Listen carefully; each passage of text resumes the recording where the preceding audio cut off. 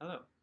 Um, with one caveat that I will go into in the next video, this is my favorite of the lenticular covers of the Animorphs books because the fly is the smallest of the animals that are morphed on these covers, but it pops out of the cover more than the bear, the dolphin, the lizard. The lizard is my second favorite. It's another brightly colored one. Um, and the background, the surrounding imagery is nice too. It's a little bit like the eye of a fly, but mostly it's the way that Jake is kind of there, and he's kind of dull colors, but then the fly is bright, yellowish, whitish, bright red eyes. It's just I really really like it. But again, there's a caveat, not really an exception, and I'll get into why, but a caveat that I will go into in the next video. Um, the book, The Capture, it's another one kind of like The Encounter, where as I was reading it, I was thinking, this doesn't really need to be in the movies. Now, when I was reading them, when I was first rereading them, when I was gathering them all from library sales and whatnot, and I was thinking all along, we had that Nickelodeon show. Now is the era of streaming shows, and just about everything is getting made. We're going to have an Animorphs show, and this was long before there was a movie announced.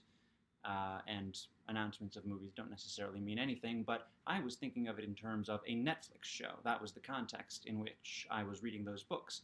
And so every single detail of every single book, I was thinking, oh, this can make it to the screen. And now I'd still prefer that, but the movie is what's been announced, an Animorphs movie. And so when it was announced, and I made videos about this, I kind of started thinking, well, it's got to be kind of like comic book movies where they blend stories from different issues together and create new stories that do what they need to do for the overarching story of Animorphs, but don't necessarily include all details. And I didn't start by reading the invasion and then looking ahead to the escape or the chosen. I think that's one of them. And thinking these books don't necessarily need to be included, but as I went along, and especially when I got to this one, and I thought, this is a really interesting thing to read. And the episode of the Nickelodeon show was amusing in large part because Shawn Ashmore, who played Jake, had a twin brother, and so they could do that very easily. And it was fun to see the evil version of Jake. But as far as adapting this and this adding to the overall of a movie Animorphs universe, it just doesn't really. The interesting thing about this book would not translate to the screen in the way they did it in the Nickelodeon episode. They had scenes of Axe playing Jake uh, at family dinner and whatnot, but most of but they had Jake's interaction with the Yeerk, and the Yeerk is not named in the TV show, but the Yeerk is named. I think it's here. Innis. Oh no, Temrash? Yes, Temrash. Innis 226 is Chapman. So Temrash is the Yeerk.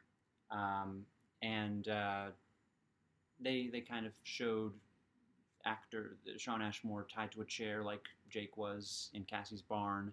And then the disembodied voice of the Yeerk and kind of a Nickelodeon-ish hazy purple world. And they had their conversations that way. But that's works for a kind of hokey, low-budget Nickelodeon version of Animorphs. The big-budget movie, that's going to not be very pleasant to see on the screen, or maybe they could do it. I don't know, but I don't think that it's necessary. And like I said, it doesn't really add to the overarching story because you can also leave out the whole Yeerk's taking over a hospital plot. You can leave out the governor who's going to run for president potentially becoming a controller, because later on in the David trilogy, which definitely would be a great movie, that those three books, one movie, um, you've got the world leaders potentially going to become controllers, and so that sort of plot is done later on, so you don't really need it. But as I got to the last third of the book, which is the part, the first 100 or so pages, Jake is Jake. And then the last 50 or so pages, Jake and Temrash are one.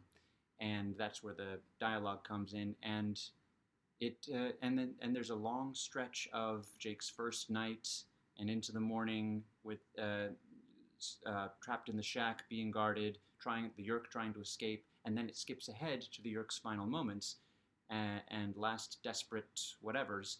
And I was thinking as I was reading it, this shouldn't be in the movie or any movie, but it would make a really interesting two-person play. Just have the set would be Jake's room, and you have a teenage actor playing Jake, or a young 20s fresh out of acting school playing Jake, tied to a chair, and then the Yeerk, an adult actor, sleek, grayish or maybe light brownish suit, maybe something a little eccentric to suggest otherworldliness or alienness, and the adult actor has the run of the stage and picks up things. Oh, this is your memory here. Picks up a picture or something, and taunts Jake, and then occasionally interacts with the outside world and sees things and reacts to things in the outside world, but we don't see those things. And then Jake slowly kind of figures out, oh, all is not lost. And they have their conversations about the war with the Yeerks and philosophical differences. And at the end, Jake breaks free and walks over, and this is all happening in Jake's head, but walks over and lifts his leg up to stomp on the Yeerk, who has collapsed to represent the Yeerk falling out of Jake's head. And then you can even end with a flash of particularly violent reddish light from the back of the stage round to represent the Krayak appearing. But one thing that I noticed reading this and reading The Stranger is that if we leave out the Elemist and the Krayak until it's time for Tobias to get the morphing power again, that I think would be okay too. We could even use the weakening Temrash last moments and Jake being able to go into his memories to reveal the location of the Kandrona, so that they don't have to do the Elemist thing in The Stranger, and then that's how you can combine those two if you wanted to put this in and eliminate the Elemist. Blend books together. That's the thing that should be done for purposes of movies. I'm available to help make these movies, by the way. I don't know if I've stressed that enough. But so that, yeah, I think that I might just write that play. Not that I could necessarily get the rights, but maybe there's a science fiction playwriting contest that I could enter.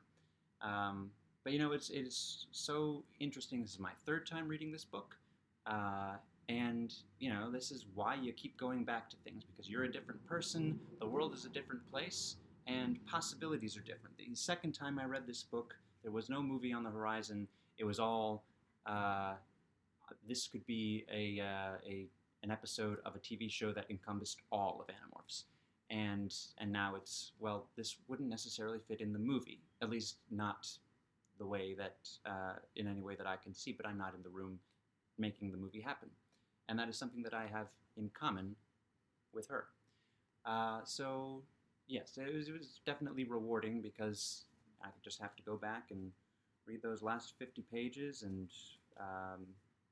I'd have to make, Act 1 is Jake kind of waking up and realizing that there's someone else in his room, which is to say his head, and going through the first attempts at fleeing and the Yeerk's frustration with the earth and all the animals and stuff. And then Act 2 is the Yeerk,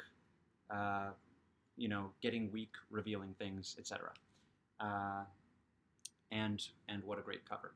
So I think I'm going to leave it there so that I can make a video about The Stranger, which definitely should get as much of that into movie form as possible. Ram the Blade Ship.